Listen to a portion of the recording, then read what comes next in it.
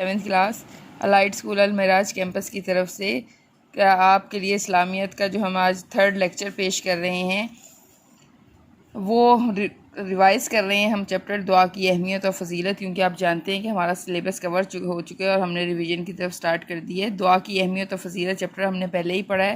دعا کے لفظی معنی ہے پکارنا۔ یہ ورڈ جو ہے MCQs کے طور پہ بھی یہ لائن یوز ہو سکتی ہے اور فل ان دی بلینکس میں بھی یہ آتی ہے۔ اور اصطلاح میں دعا سے مراد اللہ تعالیٰ کو قادر مطلق کا مطلب کہ ہر چیز اللہ تعالیٰ کے اختیار میں ہے اور سب کچھ کرنے والا جو ہے وہ اللہ تعالیٰ ہی ہے، اور اس کی بارگاہ میں ہم درخواست کر رہے ہیں کہ اللہ تعالیٰ ہمارا یہ مسئلہ، یہ ہماری یہ دعا جو ہے وہ یہ قبول کر لیں۔ اللہ تعالیٰ نے یہ کائنات بنائی ہے، وہی اس چیز کا ہر چیز کا قادر ہے اور ہر کائنات کا خالق اور مالک ہے۔ دنیا کا سارا نظام جو ہے وہ اسی کے حکم سے چل رہا ہے، ہم سب جو ہیں وہ اسی کے محتاج ہیں، اور ہر مشکل میں ہمیں اللہ تعالیٰ ہی کو پکارنا چاہیے اور اسی سے مدد طلب کرنی چاہیے، کیونکہ وہی جو ہے وہ ہماری سننے والا ہے اور وہی ہماری دعائیں قبول کرنے والا ہے، اور اس کے اختیار میں جو ساری کائنات ہے۔ اللہ تعالیٰ نے قرآن پاک میں ارشاد فرمایا ہے سورۃ المومن میں، اور تمہارے پروردگار نے ارشاد فرمایا ہے کہ تم مجھ سے دعا کرو میں تمہاری دعا قبول کروں گا۔ مطلب اللہ تعالیٰ نے واضح طور پہ قرآن پاک میں ارشاد فرمایا ہے کہ جب تم دعا کرو گے تو میں تمہاری دعا قبول کروں گا،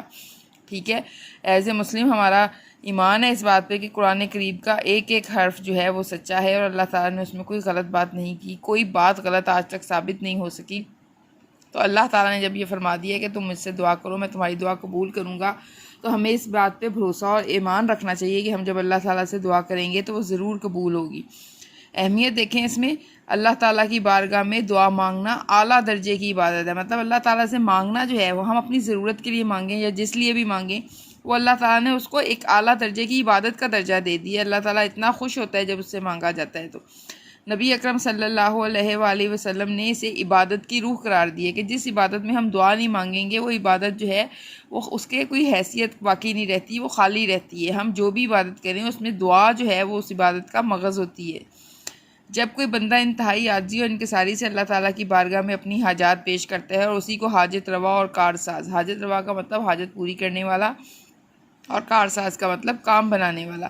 تو اللہ تعالیٰ خوش ہوتا ہے، کیونکہ اللہ تعالیٰ اپنے بندوں سے بے حد پیار کرتا ہے کہ جب ہم اللہ تعالیٰ سے ہی دعا مانگتے ہیں تو اللہ تعالیٰ اس بات سے خوش ہوتا ہے، اور اللہ تعالیٰ کہتا ہے کہ میرا بندہ مجھے میری بڑائی کو اور میری عظمت کو مان رہا ہے اور اسے پتہ ہے کہ میں ہی اس کی جو ضرورت پوری کرنے والا ہوں، تو اللہ تعالیٰ بہت خوش ہوتا ہے اور اپنے بندوں سے بہت پیار کرتا ہے اور ان کی دعائیں جو ہیں وہ قبول کرتا ہے۔ اس کے بعد دیکھیں ترجمہ ہے سورۃ البقرہ کی آیت کا، اے پیغمبر جب تم سے میرے بندے میرے بارے میں دریافت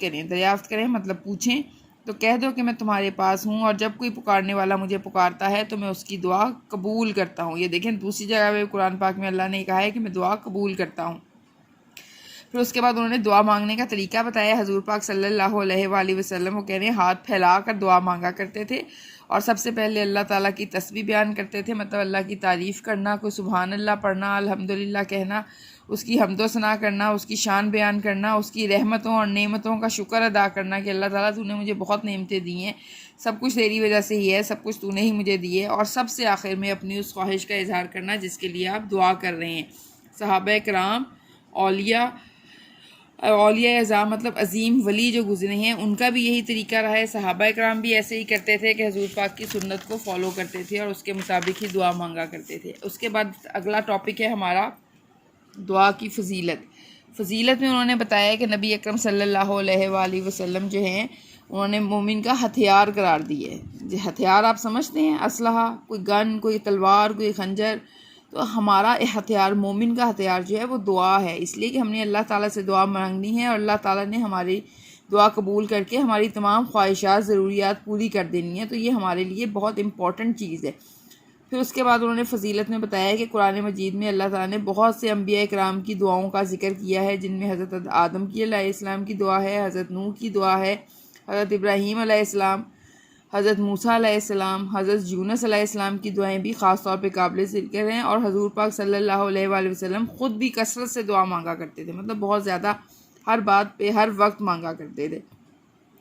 پھر انہوں نے ایک دعا کا ذکر کیا ہے جو ہمیں ہر وقت یاد کرنی چاہیے، اور میں نے آپ کو کہا بھی تھا کہ یہ بہت امپورٹنٹ دعا ہے دین اور دنیا دونوں کے لیے، تو آپ کو یہ مانگنی چاہیے، اس کو دعا کو یاد رکھنا چاہیے۔ ربنا آتنا فی الدنیا حسنۃ وفی الآخرۃ حسنۃ وقنا عذاب النار۔ اے ہمارے پروردگار، ہم کو دنیا میں بھی نعمت عطا فرما اور آخرت میں بھی نعمت عطا فرما اور دوزخ کے عذاب سے محفوظ رکھ۔ دیکھیں اتنی جامع اتنی مکمل دعا ہے کہ اس میں دین اور دنیا اور آخرت سب کچھ آ جاتا ہے۔ پھر انہوں نے ایک اور بتائی یہ بات جو انسان کے ذہن میں آتا ہے کہ کبھی کبھی ایسے بھی ہوتا ہے کہ ہماری دعا جو ہے وہ قبول نہیں ہوتی۔ کوئی دعا اللہ تعالیٰ کسی حکمت کے تحت درجہ قبولیت حاصل نہ کرے، مطلب اللہ تعالیٰ کی کوئی حکمت ہوتی ہے، کوئی سمجھ ہوتی ہے جو ہم نہیں سمجھ پاتے، وقت پہ ہمیں سمجھ نہیں آتی کہ اس وقت یہ ہماری دعا قبول نہیں ہوئی، تو ہو سکتا ہے اس میں ہماری کوئی بہتری ہی ہو، تو اللہ تعالیٰ قیامت کے روز اس دعا کا بہترین بدلہ عطا فرمائے گا۔ مطلب آپ آسان زبان میں اگر سمجھنا چاہیں تو جو دعا دنیا میں قبول نہیں ہوتی اس کا آخرت میں بدلہ مل جاتا ہے، اور اتنا شاندار بدلہ ملتا ہے کہ اللہ بندے کو جب پتہ چلتا ہے کہ یہ مجھے قیامت کے دن اتنی سارا ثواب اس دعا کے نا قبول ہونے کی وجہ سے ملا ہے، تو انسان خواہش ظاہر کرے گا کہ کاش پھر دنیا میں میری کوئی دعا قبول ہی نہ ہوئی ہوتی۔ جو دعا دنیا میں قبول نہیں ہوتی وہ ہمارے آخرت کے اکاؤنٹ میں جمع ہو جاتی ہے، اور آخرت میں ہمیں وہ بے شمار نیکیوں کی صورت میں ملے گی۔ پھر ایک اور بہت دیکھیں امپورٹنٹ پوائنٹ بتایا ہے کہ اللہ تعالیٰ سے دعا نہ مانگنا تکبر کے مترادف ہے، مطلب ہم اپنے آپ کو بڑا سمجھیں، تکبر کریں، غرور کریں، اللہ سے دعا نہ مانگیں، اور تکبر آپ کو پتہ ہے شیطانی صفت ہے جسے اللہ تعالیٰ سخت ناپسند کرتا ہے۔ نبی کریم صلی اللہ علیہ وآلہ وسلم کا ارشاد ہے کہ اللہ تعالیٰ اس شخص سے ناراض ہو جاتا ہے جو اپنی حاجتوں اور ضرورتوں کے وقت اس سے دعا نہیں کرتا۔ تو اب کتنا گھاٹے کا سودا ہے، ایک تو ہم اللہ تعالیٰ سے دعا نہ کریں اپنی ضرورتوں کی، اور کچھ مانگیں نہ اس سے، اور اللہ تعالیٰ ہماری دعائیں قبول نہ کریں، نہ دنیا میں ہمیں اس کا بدلہ ملے اور نہ آخرت میں ہمیں اس کا ثواب ہو، بلکہ اللہ تعالیٰ اس سے ناراض ہو جائے، کیونکہ اللہ تعالیٰ پسند نہیں کرتا کہ انسان غرور کرے۔ انسان کا کام عاجزی کے ساتھ رہنا ہے۔ غرور اور تکبر جو ہے وہ انسان کو زیبا نہیں، مطلب پسند نہیں ہے کہ انسان اس طرح مظاہرہ کرے۔ اللہ تعالیٰ کے مقبول بندے اور پیغمبر دکھ، تکلیف، مصیبت اور آزمائش کے وقت اپنے رب کے حضور اپنی حاجات پیش کیا کرتے تھے اور نعمتوں کا شکر بجا لاتے تھے۔ مشکل حالات میں اس کی رضا پر، رضا کہتے ہیں اللہ کی خوشی کی خاطر، صبر کرتے تھے اور آخرت کی کامیابی کے لیے دعائیں مانگتے تھے۔ اور اس چیپٹر کے اینڈ میں انہوں نے آداب دعا بتائے ہیں کہ دعا مانگنے کے کچھ آداب ہیں۔ بہتر ہے کہ دعا باوضو ہو کر مانگی جائے، ویسے تو ہر وقت چلتے پھرتے کبھی بھی مانگی جا سکتی ہے۔ دعا بیت اللہ شریف کی طرف رخ کر کے مانگی جائے۔ دعا کے وقت ہتھیلیوں کا رخ چہرے کی جانب ہو اور دعا کے بعد چہرے پہ ہاتھ پھیر لیے جائیں۔ دعا سے پہلے اللہ تعالیٰ کی خوب حمد و ثنا بیان کی جائے،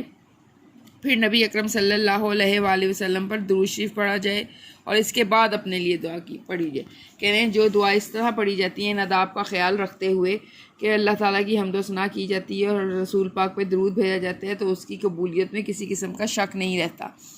دعا کرتے وقت پورا دھیان اللہ تعالیٰ کی طرف ہی رہنا چاہیے۔ دعا انتہائی عاجزی اور خشوع و خضوع سے مانگی جائے، اور دل میں یہ یقین رکھیں، پختہ یقین مطلب پکا یقین ہو دل میں کہ اللہ تعالیٰ اس دعا کو ضرور قبول کرے گا۔ اور آخری پوائنٹ دیکھیں، اگر دعا فوراً قبول نہ بھی ہو تو بے صبری کا مظاہرہ نہ کیا جائے، بلکہ بار بار دعا کی جائے۔ اللہ تعالیٰ انشاءاللہ دعا ضرور قبول کرے گا، نہیں تو پھر آخرت میں تو اس کا انعام ملے گا ہی۔ اس چیپٹر کو اچھی طرح پڑھیں، اس کے شارٹ اور لانگ کویسچنز دیکھیں، نشان جو لگے ہوئے ہیں اس کے مطابق، وہ میں کل کلاس میں آپ سے ریوائز کروا کے آپ کا اورل ٹیسٹ لوں گی اس کا۔ اپنا خیال رکھیے گا، اللہ حافظ۔